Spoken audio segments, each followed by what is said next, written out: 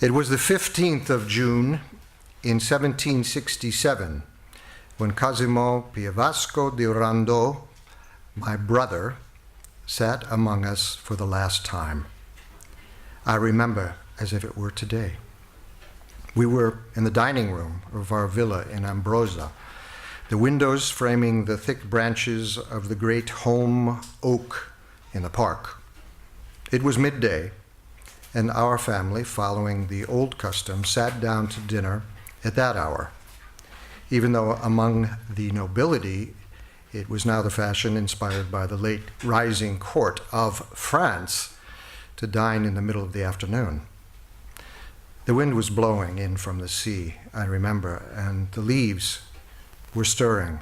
Cosimo said, "I told you I don't want it, and I don't," and he pushed away the plate of snails. Never had such grave disobedience been seen.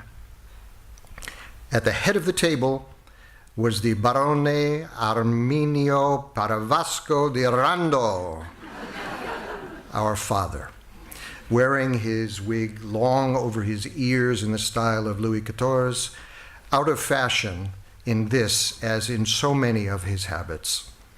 Between me and my brother sat the Abbé Fauchelevent, my family's almoner, and the tutor of us boys. Across from us was the Generalessa Corradina di Rondò, our mother, and our sister, Battista, the house nun. At the other end of the table, opposite our father, sat, dressed in the Turkish style, the Cavaliere Avocado Ennio Silvio Carrega, the administrator and hydraulic engineer of our estates, and as the illegitimate brother of our father, our natural uncle. Several months earlier, when Cosimo turned 12 and I 8, we had been admitted to our parents' table, or rather I had benefited prematurely from my brother's promotion so that I wouldn't be left to eat alone. I say benefited only as a manner of speaking. In reality, for both Cosimo and me, the happy times were now over, and we felt regret for the meals in our little room, the two of us alone, with the Abbé Fauchelevent.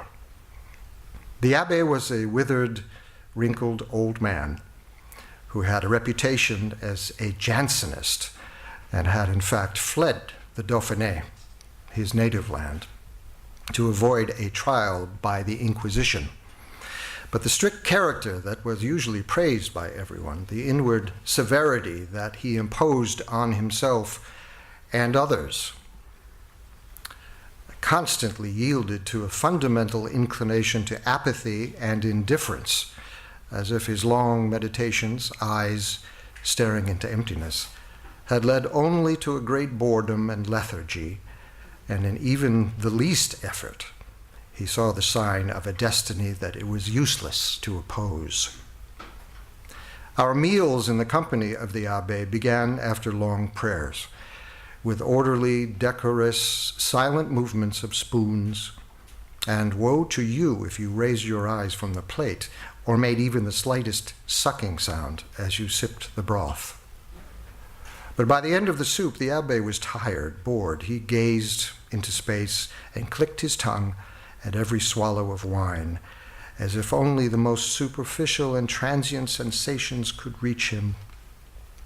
By the main course, we had already started eating with our fingers, and we finished our meal throwing pear cores at each other while the Abbé every so often let out a lazy, "Ou bien, ou alors." Now, instead, as we dined with the family, childhood's sad chapter of daily grievances took shape. Our father and our mother were always right in front of us. We had to use knives and forks for the chicken and sit straight and keep elbows off the table, endless. And then there was our odious sister, Battista. A succession of scoldings, spiteful acts, punishments, obstinacies began until the day Cosimo refused the snails and decided to separate his lot from ours.